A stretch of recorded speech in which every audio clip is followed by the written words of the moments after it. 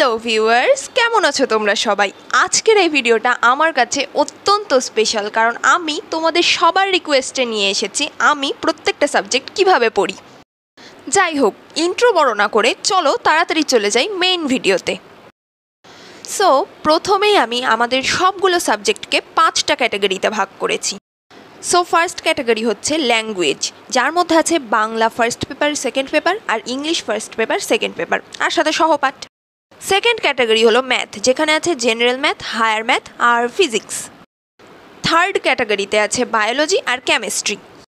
Fourth ক্যাটাগরিতে ICT এবং fifth ক্যাটাগরিতে তো চলো এবার ক্যাটাগরি ওয়াইজভাবে বলছি আমি কোন সাবজেক্ট কিভাবে পড়ি।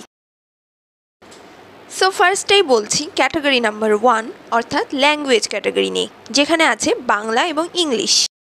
বাংলা ফার্স্ট পেপার পড়ার জন্য আমি প্রথমেই বইয়ের সব খুঁটিনাটি পড়ে নিই, কবি পরিচিতি থেকে শুরু করে পাঠ পরিচিতি সব কিছু ভালো মতো পড়ে নিই এবং ইম্পর্টেন্ট জিনিসগুলো বইয়ে লিখে রাখি, সাথে চরিত্র বিশ্লেষণগুলোও ভালো করে পড়ি। এরপরে গাইড থেকে কিছু আগের প্রশ্ন দেখে ধারণা নেওয়ার চেষ্টা করি যে কেমন ধরনের প্রশ্ন হতে পারে।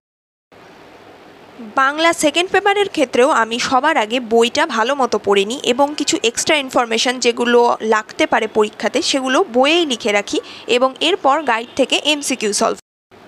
ইংলিশ ফার্স্ট পেপারের জন্য আমি শুধুমাত্র বই থেকে 11th চ্যাপ্টারটাই ভালো করে পড়ি এবং 11th চ্যাপ্টার থেকে মোটামুটি খুঁটিনাটি সব কিছুই বইয়েই লিখে রাখি, যেন বই থেকেই আমি পরেও পড়তে পারি।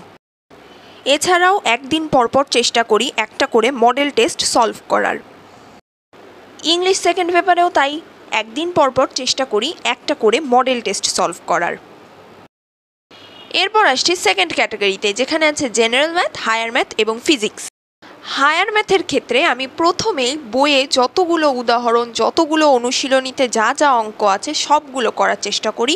এছাড়াও যা যা লেখা আছে বইয়ে সেগুলো সব পড়ি। আবার জেনারেল ম্যাথের ক্ষেত্রেও সেম, জেনারেল ম্যাথের ক্ষেত্রেও অনুশীলনীর সব অঙ্ক এবং উদাহরণের সবগুলোই ভালো মতো প্র্যাকটিস করি। তারপর বই কমপ্লিট হয়ে গেলে শুরু করি টেস্ট পেপার থেকে বোর্ড কোয়েশ্চেন সলভ করা। আবার ফিজিক্সের ক্ষেত্রেও সেম কাজ করি, প্রথমে কনসেপ্টগুলো ভালো করে ক্লিয়ার করে নিই, তারপর বই পড়ি, তারপর ম্যাথ প্রবলেম সলভ করি। সত্যি বলতে ফিজিক্স নিয়ে আমি এখনও অবধি ভয়েই আছি।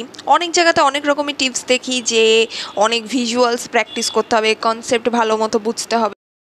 কনসেপ্ট ভালো মতো বুঝে ভিজুয়ালি দেখে প্র্যাকটিক্যাল করে এগুলোর ক্ষেত্রে হয়তো ফিজিক্স ইন্টারেস্টিং লাগতে পারে, তবে যেহেতু আমরা বেশি মার্ক তোলার জন্য আলটিমেটলি পড়ি, যেটা সত্যি কথা, সেটার জন্য problem সলভিংই best way.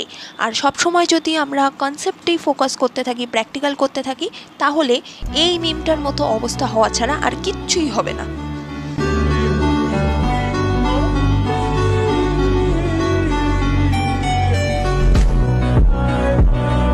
By the way, এই 3টে সাবজেক্টের জন্যই আমি আলাদা আলাদা করে ফর্মুলা নোটসও বানাই। সো এবার চলে আসি থার্ড ক্যাটাগরিতে, অর্থাৎ বায়োলজি আর কেমিস্ট্রিতে।